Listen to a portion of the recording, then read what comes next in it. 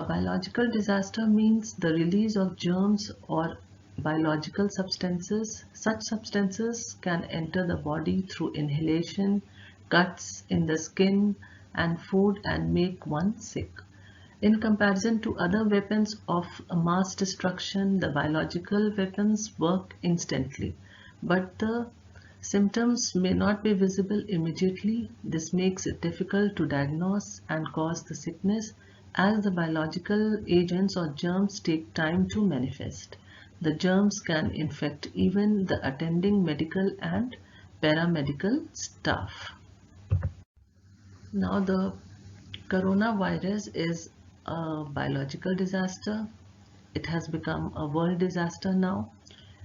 So about this, I don't know I should be explaining further or not, because we people are experiencing it. We are going through tough times, and the causes, effect, and how it has to be controlled, the vaccination, when it will be made, all these things, these are very, very clear to you. So we proceed to the next. So the preventive measures to be taken against a biological disasters. First, the people should not inhale such organisms and protect themselves by covering their faces. People should inform the police and get away from any suspicious material that they see around them. And most importantly, the government should educate people through the mass media in case of a threat or biological attack. So this was for the various kinds of man-made disasters. The preventive measures to be taken for man-made disasters. The next is terror attacks. This kind of a disaster occurs in an event of terror strike, either through the use of explosives, guns, or chemicals and biological weapons. Most of these disasters are brought about by misdirected elements who think that the social, political, or religious goals can be achieved by killing people. The attack of World Trade Center in US on 22nd September 2001, and the terror attack in Mumbai on 26 November 2008. These are the examples of terror attacks happening in the world. And other than these two, at many other places also, or in countries also, it has been happening. It has become very frequent disaster which the people have to face. Therefore, there are some preventive measures which here also can be taken.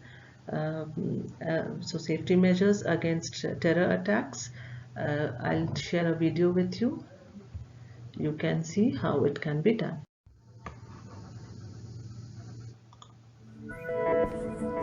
This film gives advice about what to do if a firearms attack, either in your workplace or elsewhere.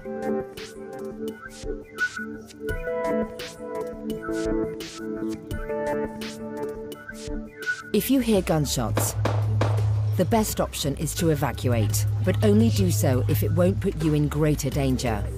First, consider your route. Act quickly and quietly, leaving your belongings behind. Insist others come with you, but don't let their indecision slow you down. Once you've identified a safe route, run. Consider your route as you leave. Will it place you in the line of fire? Is it safer to wait for the attacker to move away before you continue? If you can't move to safety, hide. When finding a hiding place, consider your exits and escape routes. Avoid dead ends and bottlenecks. Try to find places with reinforced walls. Try to lock yourself in a room and move away from the door. Be as quiet as possible. Switch your mobile phone to silent and switch off vibrate. Don't shout for help or do anything that will give away your hiding place.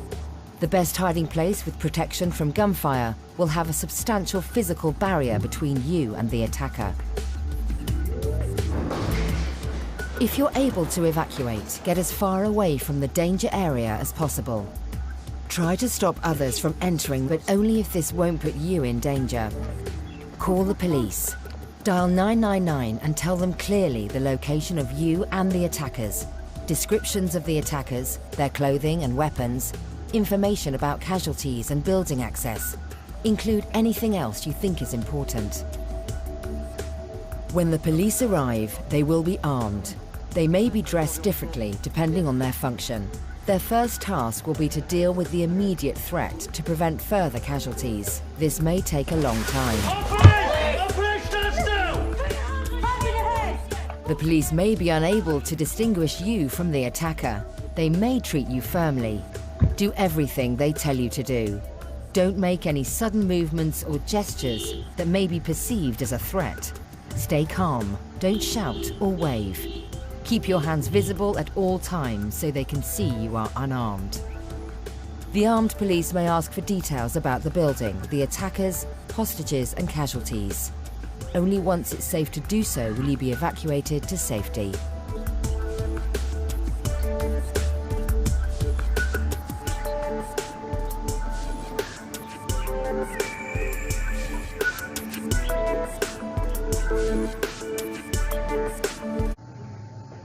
Now the other kind of safety measures we have to take is related to travel disasters. So it can happen on the road, the railway trains, that they can be off their tracks, or two trains can collide with each other also and result into an accident. It can happen as sinking of the ship or an aeroplane catching fire.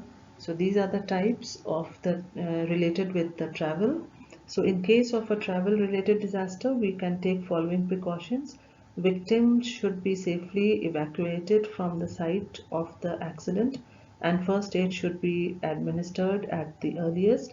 We should always carry our identity cards with the blood group mentioned on it. Emergency contact numbers should be written on the identity card, and get in touch with the family or friends. Now here I am sharing two videos with you with the disaster which happened in 2020, and they were related to oil spill in Russia and a gas leak in Visakhapatnam.